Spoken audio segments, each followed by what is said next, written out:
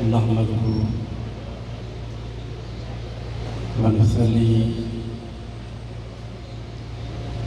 व नुसल्लिमु अला रसूलिहिन नबिय्यिल करीमिर रऊफ़िर रहीम। अम्मा बाद, अऊज़ु बिल्लाहि मिनश शैतानिर रजीम। बिस्मिल्लाहिर रहमानिर रहीम। लक़द मन्नल्लाहु अलल मुमिनीना इज़ बअस फ़ीहिम रसूला। सदक़ल्लाहु मौलाना अल-अलिय्युल अज़ीम व सदक़ रसूलुहुन नबियुल करीम।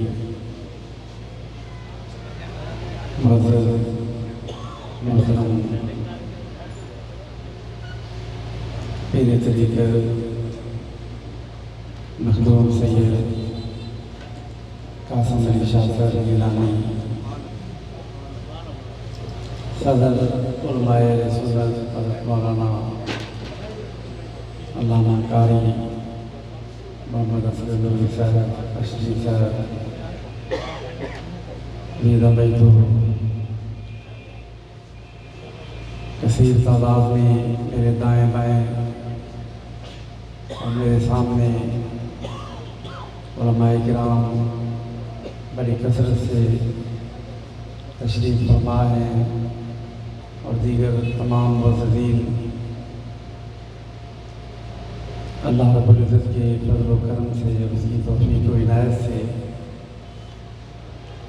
आज हम अपने आका व मौला नबी रहमत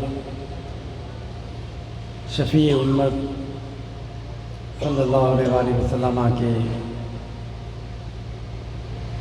मिलाद पाक की इस बाबरकत महफ़िल में हाज़िर हैं। मोहतरम हाजी मोहम्मद ज़फ़र इकबाल चौधरी साहब ने इस मार्केट के इनके दीगर मुआविनीन ने इस महफ़िल का एहतमाम किया। अल्लाह रब्बुल इज़्ज़त की बारगाह में हम दुआ गो हैं कि अल्लाह ताला हमारी इस हाज़िरी को कबूल फरमाए। मैं इस जलसे की तमाम मुंतज़िमीन इंतज़ामिया को और सब के लिए दुआ गो हूँ।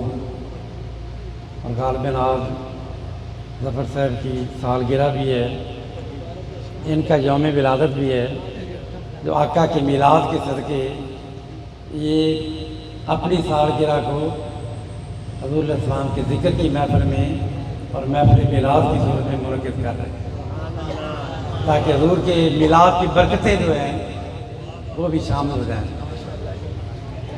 अल्लाह पाक इनको सेहत और सलामती अता फरमाए। ये बड़े ज़ौक़ वाले हैं, मोहब्बत वाले हैं। इनके बच्चों ने भी, इनके अंदर भी एक ज़ौक़ है तिलावत का, नात का। खूबसूरत बज़म इन्होंने सजाई है, अल्लाह पाक शर्फ़ कबूलियत से नवाजे। हाज़रीन मोहतरम, आम तौर पे जो हमारा महफ़िल का माहौल होता है उसका कुछ और अंदाज़ होता है। बहरहाल आप अगर तवज्जो रखेंगे तो मैं चंद बातें अर्ज़ कर सकूँगा। अल्लाह रब्बुल इज़्ज़त ने हम पे कितना करम फरमाया कि हमें वो रसूल अता कर दिया, वो नबी रहमत अता किए, वो आका मौला, वो लजपाल आका हमें अता फरमाए, जिनके उम्मती बनने के लिए पहली उम्मतें भी अल्लाह की बारगाह में दुआ गो रही, अल्लाह की बारगाह में दुआएं करते रहे और आरज़ुएं करते रहे, इसलिए कि उनकी किताबों के अंदर आसमानी पहली जितनी किताबें नाज़िल हुई, अल्लज़ीना याजिदूना इंदहुम मकतूबन फित तौरात वल इंजील, हज़ूर की नातें तौरात में भी थी इंजील में भी थी, हजूर का जिक्र था। जब वो जिक्र पढ़ते थे, हजूर की नातें पढ़ते थे, तो दिल में हजूर की मोहब्बत पैदा होती थी। हजूर अलैहिस्सलाम की मोहब्बत सिर्फ हम ही नहीं करते, ये वो आका हैं कि दुनिया में तशरीफ नहीं लाए, लेकिन हजूर के तज़किरे और नाते और आपका जिक्र हो रहा है। दिल में मोहब्बत पैदा होती थी, अल्लाह की बारगाह में दुआएं करते थे। ये मिलाद पाक अल्लाह का शुक्र अदा करने के लिए कि अल्लाह तेरा शुक्र है कि वो कौमें इंतज़ार करती रहीं, वो कौमें दुआएं करती रहीं, लेकिन उनको ये नेमत नसीब ना हुई। लेकिन अल्लाह रब्बुल इज़्ज़त ने हमें अपने हबीब का उम्मती बना दिया। ये कितना बड़ा रिश्ता है, ईमान का रिश्ता। ये कितनी बड़ी दौलत है, ये कितनी बड़ी नेमत है। ग़ज़वा खैबर का मौका था, हज़ूर अकरम सल्लल्लाहु अलैहि वसल्लम तशरीफ़ फरमा थे। एक किले का मुहासरा किया हुआ था, सुबह का वक़्त था, दिन का। एक शख्स था, वो किले की पिछली बगली दरवाजे से निकला। बकरियों और भेड़ों का रेवड़ था, वो बकरियां चराने वाला था। उसने देखा कि एक फ़ौज है, कुछ लोगों ने मुहासरा किया हुआ किले का। उनके चेहरों को देखा तो चेहरे की नूरानियत, उनके चेहरों से नूर चमक रहा था। दिल में एक तजस्सुस पैदा हुआ कि ये कौन लोग हैं। किसी से पूछा तो उन्होंने कहा कि ये मदीना मुनव्वरा से आए हैं, रसूलुल्लाह सल्लल्लाहु अलैहि वसल्लम और आपके ग़ुलाम हैं। उसने पूछा कि अगर एक सहाबी से पूछा कि मैं अगर तुम्हारे बादशाह से अगर मैं उनको देखना चाहूँ, उनकी झलक देखना चाहूँ तो क्या मुमकिन है? उन्होंने कहा हमारे बादशाह नहीं होते, वो तो शहनशाहों के भी शहनशाह है। उसने कहा कि मैं अगर उनको देखना चाहूँ, उन्होंने कहा देखना क्या, तो अगर मिलना चाहे तो आका तो वो राजपाल हैं जो बेसहारों के भी सहारा है, बेआसराओं के आसरा है। उसने कहा मेरा रंग काला है, हाथ मेरे मिट्टी में लुसरे हुए हैं, बकरियां चराता हुआ आ रहा हूँ।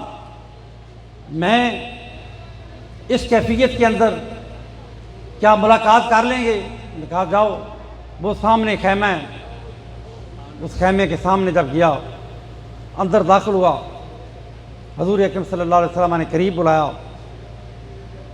हजूर की बारगाह में उसने कुछ सवालात किए।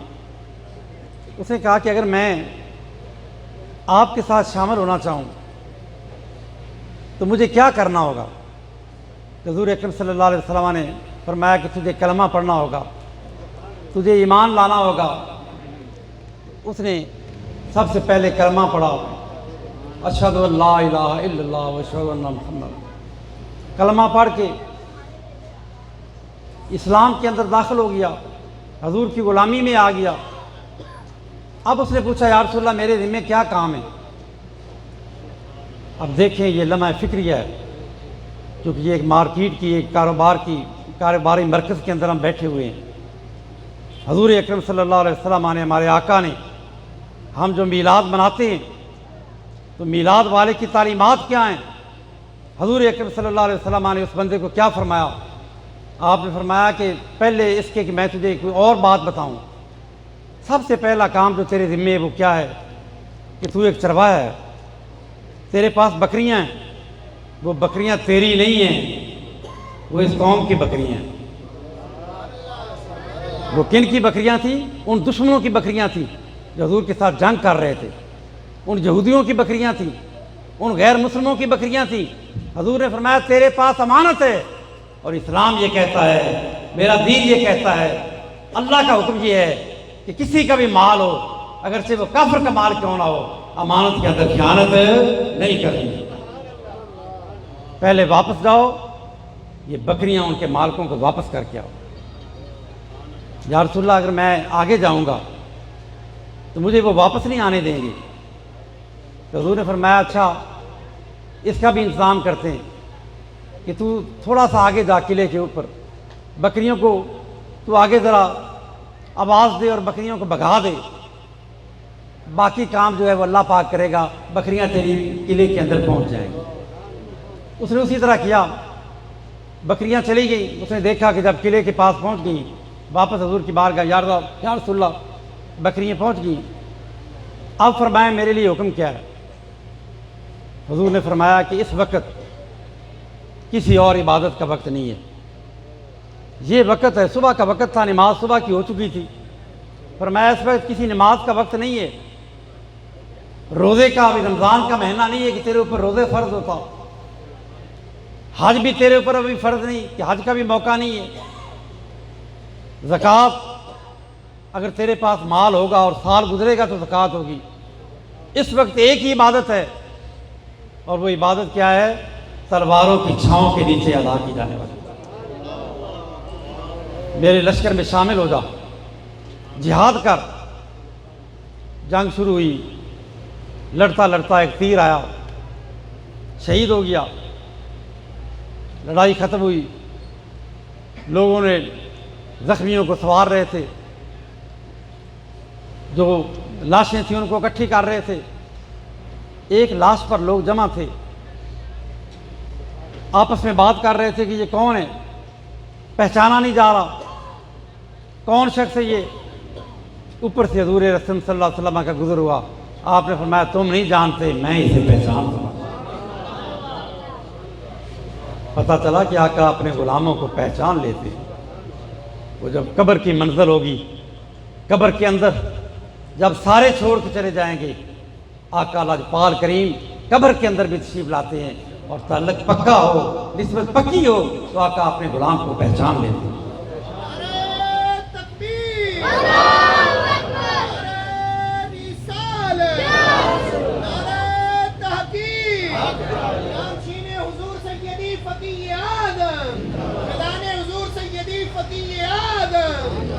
हुजूर ने फरमाया कि देखो ये शख्स कितना खुशबख्त है कि इसने ना कोई नमाज पढ़ी, ना रोज़ा रखा, ना हज किया, ना ज़कात दी, कि कोई मौका ही इसको नहीं मिला। बस ये आया है तो अल्लाह ने इस पे करम किया कि चंद लम्हों के अंदर ईमान भी इसको मिल गया, मेरा सहाबी भी बन गया, ईमान पे खात्मा भी हो गया, और शहादत की मौत भी इसको नसीब हो गई। ये कलमे की ये इतनी बड़ी दौलत है कि एक कलमे रसूलुल्लाह सल्लल्लाहु अलैहि वसल्लम की गुलामी में आ जाओ, और हजूर की गुलामी की बात क्या होता है। इस बात को ज़रा और आगे बढ़ाते हुए, यूसुफ अलैहिस्सलाम का दरबार था, तख्त पे जलवागर थे, मिस्र की हुकूमत सरबराह थे, कैद साली थी। यूसुफ अलैहिस्सलाम ने एक मनसूबाबंदी के साथ राशन की तकसीम का एक सिलसिला शुरू किया हुआ था। लोग आते, अपनी ज़रूरत के मुताबिक गल्ला ले जाते। एक शख्स दरबार में आया, उसने कहा कि हज़रत मुझे भी कुछ दें। आपने देखा कि आपने फरमाया कि इसको भी एक टोपा, दो टोपे इसको भी दे दें। उस बंदे ने कहा एक दो टोपों के साथ मेरी बात नहीं बनेगी, मुझे तो और ज़्यादा गल्ला चाहिए। आपने फरमाया कि तुझे पता नहीं क्या साली है, और लोग भी लेने वाले हैं, तुझे कितना गल्ला दूँ। उसने कहा कि आपने मुझे पहचाना नहीं है, अगर आप पहचान जाते तो आप अपने दरवाजे सखावतों के खोल देते मेरे। आपने फरमाया तू कौन है, अपना तारफ़ करवा। उसने कहा इसके लिए ज़रा माजी में झांकना पड़ेगा, ज़रा उम्र रफ्ता को आवाज़ देना। एक वक्त था, मिस्र का बाज़ार था, मुनादी हो रही थी कि एक गुलाम बिक रहा है। ख़रीदार आ गए, जो देखता हुस्न के पैकर को और उस हुस्न के आफताब को देखता, कीमतें लगनी शुरू हो गई। माल दौलत के अंबार जमा हो गए, लेकिन एक वो माई भी थी जिसके पास सोना नहीं था, चांदी नहीं थी, दिरमो दीनार नहीं थे। वो एक अट्टी लेके, सूतर की अट्टी लेके वो भी मार्केट में आ गई। किसी ने कहा कि माई, यहाँ तो सोने और चांदी वाले जो हैं उनको भी ना नंबर नहीं लग रहा, और तू एक अट्टी लेके आ रही है। उसने कहा, मैं यूसुफ के ख़रीदारों में तो मेरा नाम आ जाएगा ना। दोस्तों, इखलास हो, ज़ौक़ और मोहब्बत हो तो फिर क्या होता है, वो दिरमो दीनार वालों का नाम मिट गया, माई का जिक्र आज भी, उसकी अट्टी का जिक्र आज भी।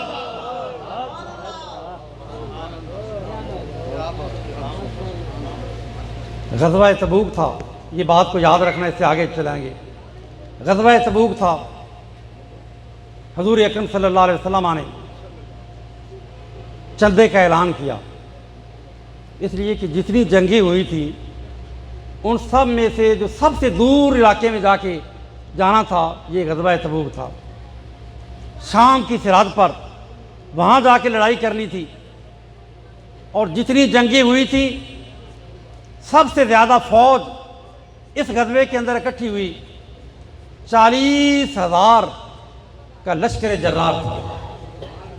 अब आप अंदाज़ा करें कि 40,000 अफराद को, ये जो मीरात की महफ़िलें करते हैं इनसे पूछें, एक महफ़िल करनी हो तो उसके लिए इंतज़ाम करना पड़ता है, कितनी देगें चाहिए, कितने इंतज़ाम के लिए खर्चे चाहिए। और वो 40,000 का इज्तिमा था। सुबह शाम उनको लंगर खिलाना, उनके लिए घोड़ों का इंतज़ाम करना, उनके लिए ऊँटों का सवारी का इंतज़ाम करना, उनके लिए असले का इंतज़ाम करना, बहुत बड़े चंदे की ज़रूरत थी। फिर आप सुनते रहते हैं कि वहाँ भी मुकाबला हुआ।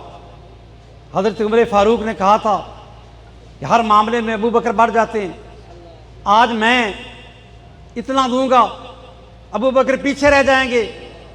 घर गए, आधा माल घर का लेके आ गए, माल का एक ढेर अंबार लग गया। थोड़ी देर हुई तो थोड़ा सा माल लेके अबू बकर सिद्दीक भी आ गए। अब उमर का माल ज़्यादा था, अबू बकर सिद्दीक का माल देखने में थोड़ा था। हजूर ने फरमाया, माँ अब कई ताले आहले का, अबू बकर कुछ घर क्या छोड़ के आया है? या रसूलल्लाह, हूंजा फेर के आ गया हूँ, जो कुछ भी था झाड़ू फेर के आ गया हूँ। घर में माँ अब कह इल्ला हुब्बल्लाह व रसूली, घर में तो अल्लाह और रसूल की मोहब्बत को छोड़कर आया हूँ। बात इखलास की कर रहा था, बात इखलास की कर रहा था। इस हाल में आए, हजूर ने फरमाया, देखो मेरा अबू बकर, आज इसने सब कुछ लेके आ गया, यहाँ तक कि अपने जो कमीज पहनी हुई है, इस कमीज के बटन भी उतार के ले आया, और कांटे, कीकर के बबोल के कांटे लेके उसके साथ कमीज को कांटों की जगह पे लगा के आ गया है। अभी बात हो रही थी, उधर से जिब्रील आ गए। जिब्रील ने क्या हैत बनाई हुई थी? जिब्रील ने चादर का एहराम बांधा हुआ है, ऊपर से कांटे, कीकर के कांटे लगा के गिरेबान को बांधा हुआ है। सिद्दीक हजूर ने पूछा, जिब्रील ये क्या हो गया है? फरमाया, रब ने कहा है आज महबूब के यार अबू बकर सिद्दीक सब कुछ लेके आ गया है, उसने कांटे लगाए हैं। फरिश्तों, सिद्दीक की सुन्नत अदा करके आज तुम भी कांटे लगा के दरबार में चले।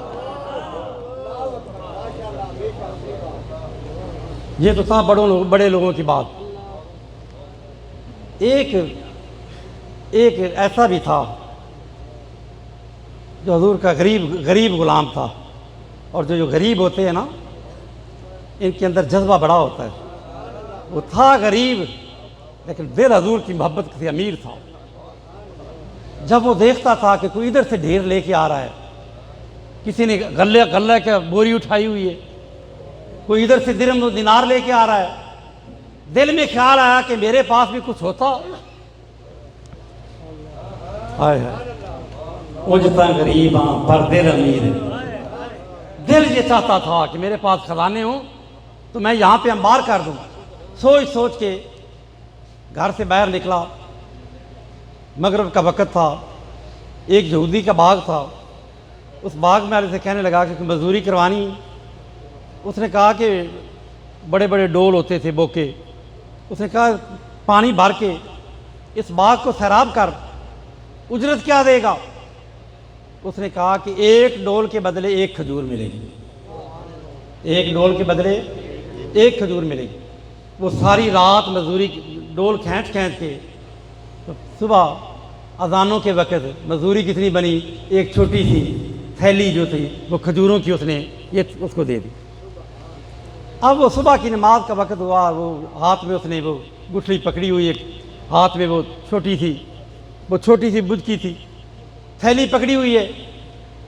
अब कुछ लोगों की आदत ये होती है, उनको तो तौफीक नहीं होती कि कोई अल्लाह के नाम पे कोई दे दें, मिलाद की ले लें।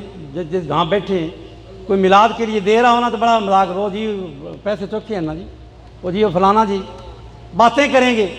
खुद तौफीक नहीं होगी, मसाजिद और मदारस को देने वाले कोई दे रहा हो तो कुछ ऐसे लोग होते हैं जिनको मस्जिद में आने की भी तौफीक नहीं होती, बातें बड़ी करते हैं। वो कह मुनाफिक थे, उन्होंने कहा लो जी चंदा लेके जा रही है, दिल उसका टूट गया। पर जिस बारगाह में जा रहा था ना,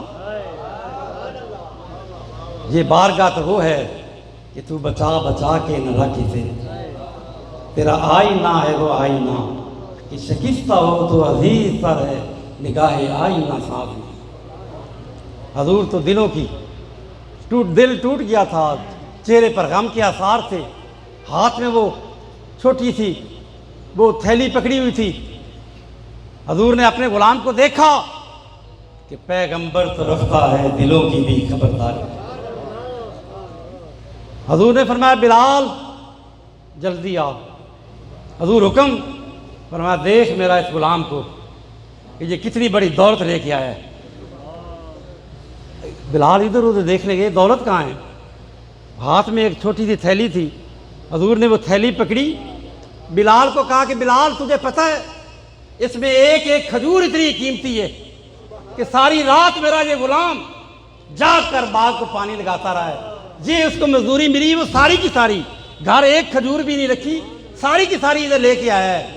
ऐसा कर, ये जितने ढेर लगे हुए हैं ना, कहीं चादरों का ढेर है, कहीं लिबास का ढेर है, कहीं जौ लगे हुए हैं, कहीं गंदम रखी हुई है, कहीं चांदी पड़ी हुई है, कहीं दिरहम पड़े हुए हैं, कहीं सोने की अशरफियाँ पड़ी हुई हैं। फरमाया सारी ढेरियों पर जा, एक एक खजूर उन ढेरियों के ऊपर मेरे इस गुलाम की थैली से निकाल के रख, ताकि पता चले कि लोगों जिसको तुम हकीर समझ रहे थे, अल्लाह और रसूल की नजर में वहां पे रंग नहीं देखा जाता, वहां पे दौलत की कसरत नहीं देखी जाती, वहां ये देखा जाता है कि इसके अंदर जज्बा मोहब्बत कितना है। कोई जज्बा मोहब्बत मेरे काम आ गया।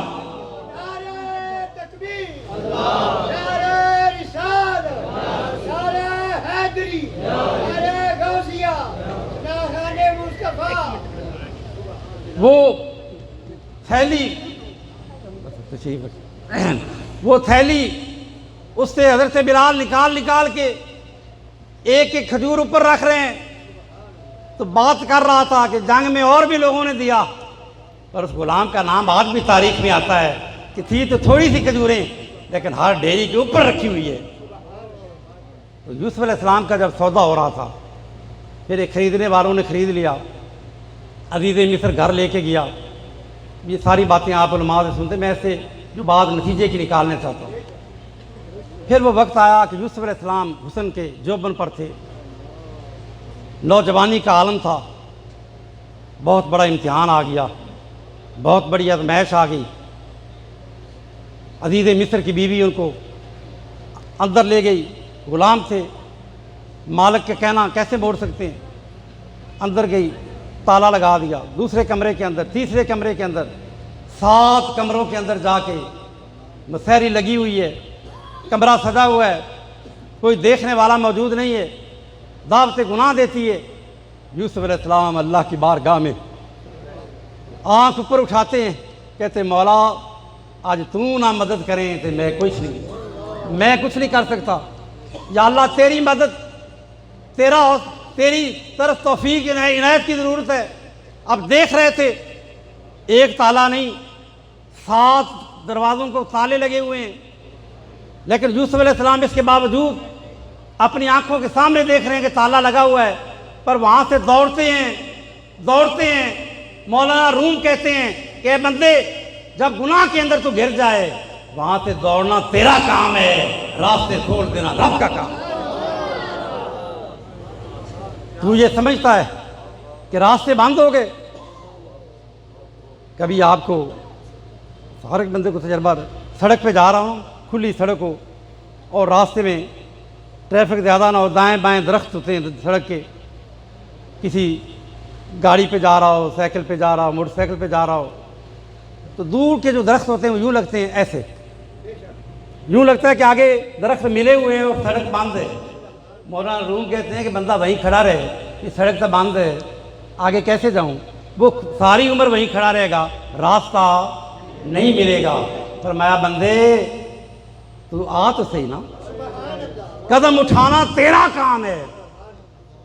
बच्चा होता है ना, छोटा छोटा बच्चा हो तो उसको जब चलना सिखाते हैं माँ बाप क्या करते हैं? थोड़ा दूर खड़ा कर देते हैं, फिर बच्चे को कुछ चीज़ मीठी हाथ में पकड़े कहते बेटे आ जा। अब बच्चा वो डरता है कि गिर ना जाऊं, पाँव उठाता है, फिर नीचे रख देता है, फिर माँ कहती आजा बेटे दिखा, वो बुलाती, बाप उसको बुलाता है। अगर बच्चा कदम ना उठाए वहीं खड़ा रहेगा, और अगर बच्चा कदम उठा दे माँ बाप उसको गिरने नहीं देते, अपनी रहमत की बाहों में ले लेते हैं। मौलाना रूम कहते हैं कि बंदे तू भी हवादत के अंदर शिकार हो जाए, जब गुनाहों के अंदर घिर जाए और तू समझे कि रास्ता को नहीं हराम से बचने का, तो बंदे तू आगे बढ़ तो सही, कदम उठाना तेरा काम है, अल्लाह रहमत की बाहों में तुझे ले लेगा।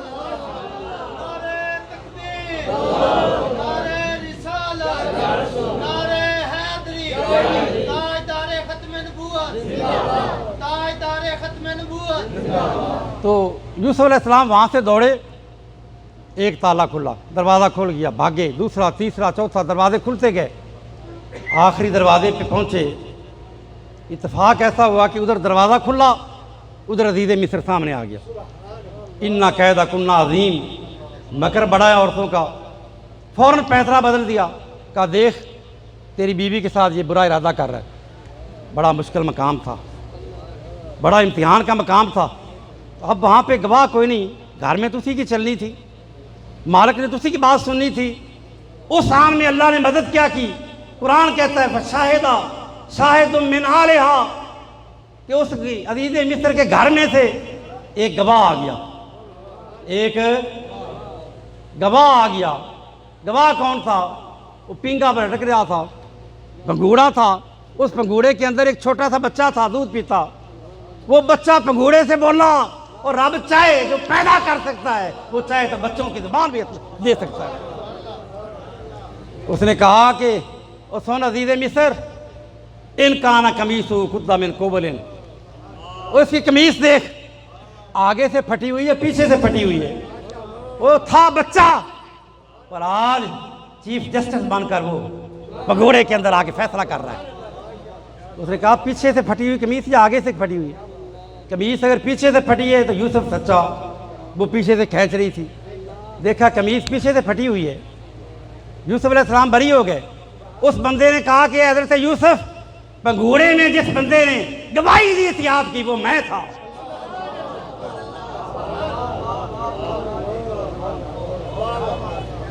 अब बताएं, मैं था जिसने आपकी गवाही दी?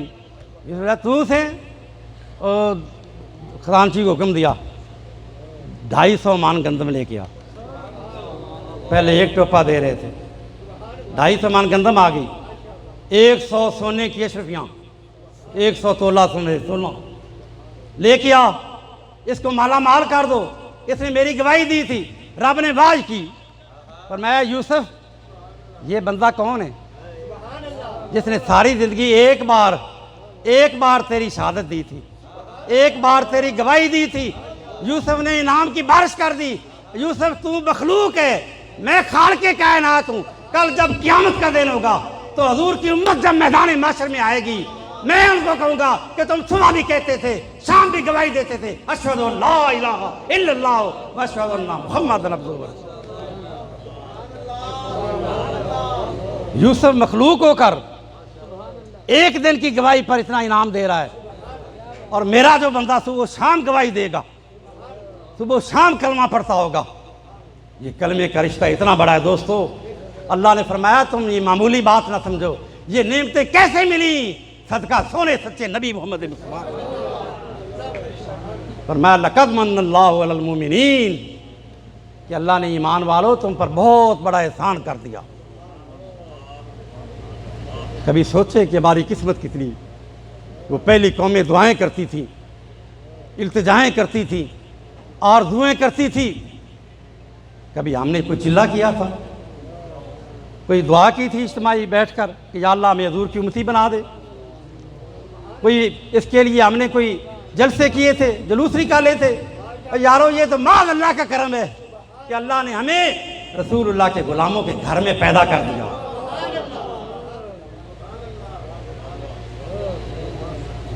आखिरी बात कि ये कितनी बड़ी नेमत है। अल्लाह रब्बुल इज़्ज़त ने इस कायनात के अंदर जिसको नबी और रसूल बनाकर अल्लाह भेजता है उसको मोइज़ा अता करता है। क्या करता है? मोइज़ा अता करता है।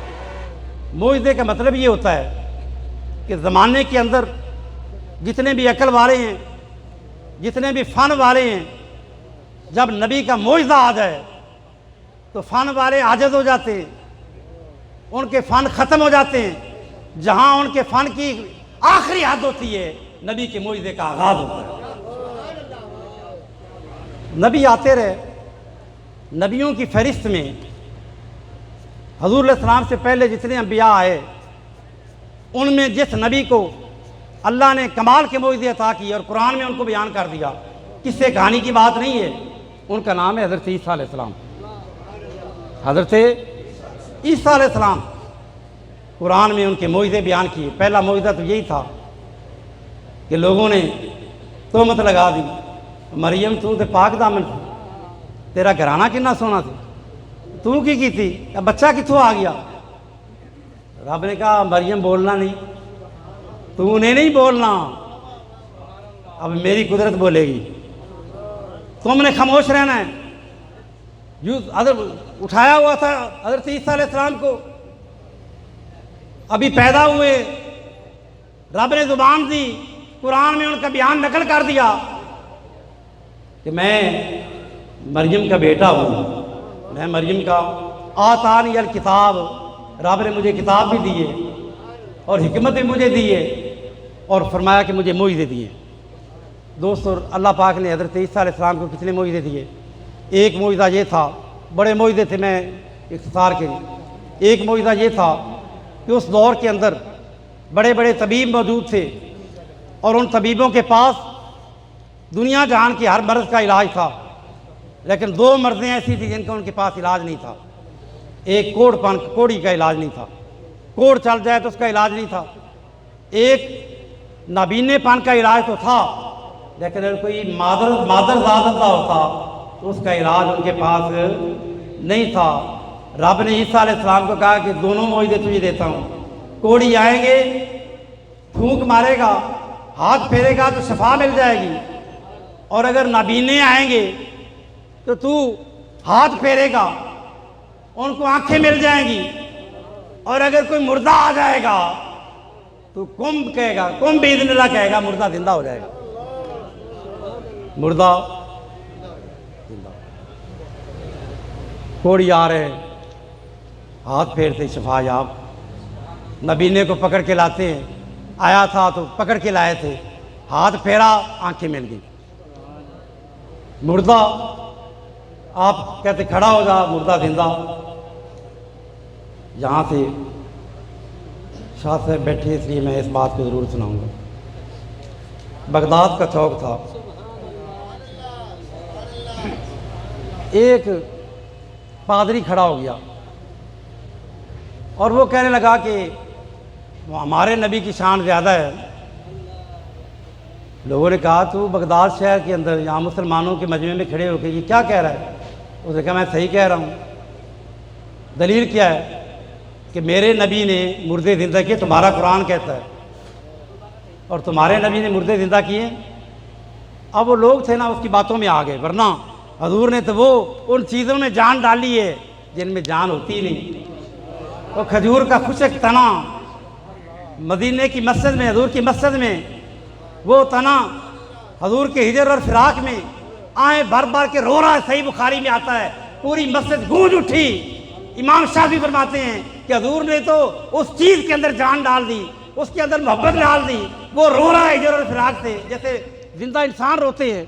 हजूर ने तो उस चीज़ के अंदर जान दे दी, मुर्दे को जिंदा कर दिया। तुम क्या समझते हो? लेकिन वो लोग आम थे ना, उनकी बातों में आ गए। वो कोई आके उसको बात करता, वो किसी को बात करने नहीं देता। मौलवी रफीक रंग का एक बंदा गया, उन्हें आके यार बड़ा औखा मामला है, करिए कि उन्होंने एक नौजवान आलम एक पढ़ के आया नया नया। तो उस नौजवान आलम को है बड़ा ज़हीन, बड़ा अजीब खूबसूरत है, देखने में भी बड़ा। तो उसके पास चलते हैं दौड़ के हजूर गौस पाक की खिदमत में।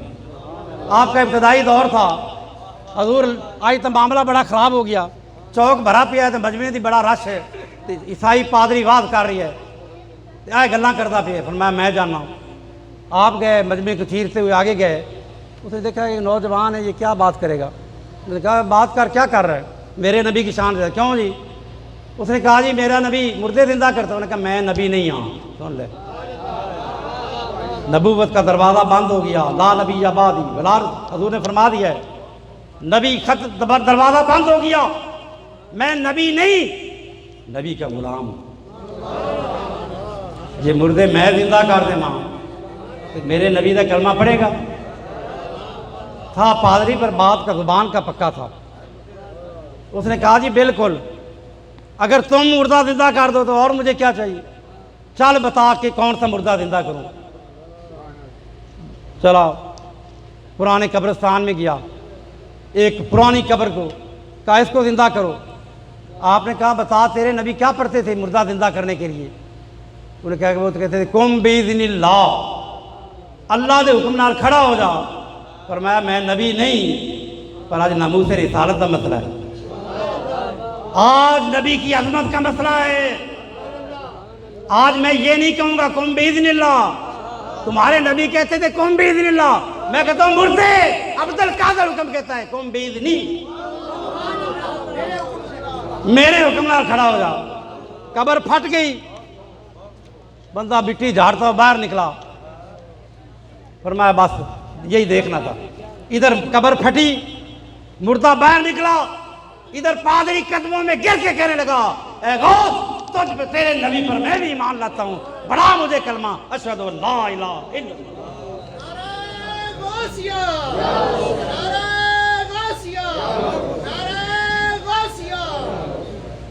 तो आपने हज़रत ईसा अलैहिस्सलाम को अल्लाह ने बड़े मुआज़े दिए। हज़रत याह्या अलैहिस्सलाम जो है वो मार मेराज से खालाजाद भाई थे। आप बड़े हैरान होते थे भी ये बड़े और नबी भी हैं, इनको मुआज़े इतने बड़े बड़े क्यों मिले हैं? तो एक दिन तनाई में उन्होंने कहा भी आज मैंने विचली गल दस, असल गल दस भी तैनू ईसा इन्ने वड्डे वड्डे मुआज़े क्यों मिले? पर मैं अज सच्ची गल पूछना है ना, आज तेन असली गल दसा कि अल्लाह पाक ने मुझे एक काम के लिए भेजा है। एक काम तो था ना कि उम्मत की रहनुमाई करनी है, जी किताब उनको लेके जाए, शरीयत देनी है, वो तो मैंने कर दिया है।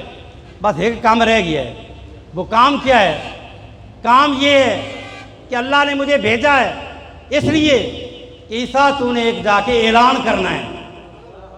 क्या करना है? ऐलान। तो ऐलान कोई एवं बंदा कर दे तो किसी बंदे ने तवज्जो ही नहीं देता। और अगर शाह जी खड़े होकर कहें कोई बात करें तो हर बंदा कहे यार पीर साहब कासिम शाह साहब बात कर रहे हैं, हर बंदा सुनेगा, तवज्जो से सुनेगा कि शाह और की कहते पैरों बिला तमसील। रब ने क्या ईसा जानता है ऐलान नहीं करना, पहले अपने आप को मनवाना है। या अल्लाह की करना है? पर मैं पहले जाके कोड़ों को शफा देनी है, मादर दादों को आंखें देनी है, मुर्दों को जिंदा करना है, फिर कहना है लोगों ये शान है खिदमतगारों, ये शान है खिदमत। मैं ऐलान करने के लिए खादम बन कर आया हूँ, ये शान है खिदमतगारों की, सरकार का आलम क्या। हजूर अल्लाह की बारगाह में दुआ कर रहे हैं ईसा अलैहिस्सलाम, या अल्लाह एक चीज़ मांगता हूँ। रब ने कहा थोड़ियाँ शाना दी दियाँ, कोई कसर रह गई, या अल्लाह एक बात मांगूंगा, उसके बाद और कुछ क्या या अल्लाह जिस नबी के ऐलान के लिए भेजा है ना, मुझे उस नबी का उम्मती बना। ईसा अलैहिस्सलाम इतनी अज़मतों और शानों के मालिक होकर अल्लाह की बारगाह में दुआ क्या कर रहे हैं, या अल्लाह मुझे हजूर का उम्मती बना दे। और मुबारकबाद हो तुम्हें, हमने बगैर किसी मांगे के, बगैर दुआ के अल्लाह ने हमें हजूर का उम्मती बना दिया।